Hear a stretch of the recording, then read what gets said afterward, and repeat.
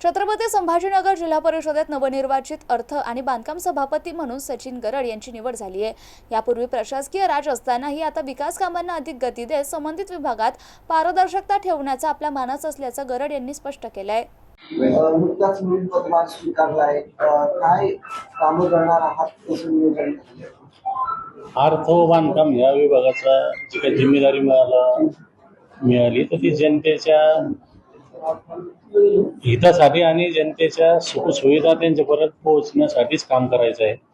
जिल्हा परिषद ह्या विभागात याच्या आधी पण चांगल्या प्रकारे कामं झाली आहे, पण त्याच्यापेक्षा वेगळं जाऊन अजून लोकांच्या सोयीचे कसे कामं होतील त्यासाठी मी अधिकाऱ्याला सूचना दिलेल्या आहे। प्रशासकीय काळात जे काय त्यांचे काम करण्याची पद्धती असते त्यावेळेस कोणाची बॉडी कंट्रोल नव्हतं, आम्ही त्यांना पहिल्या सूचना दिलेल्या की आता बॉडी आणि तुम्हाला बॉडीच्या गाईडलाईन फॉलो करून गाईडलाईन म्हणजे लोकांच्या हिताच्या, लोकांना एका कामासाठी 2-4 चक्कर मारायची गरज पडली नाही पाहिजे, त्यासाठी आपल्याला त्या अनुषंगाने काम करायचं आहे।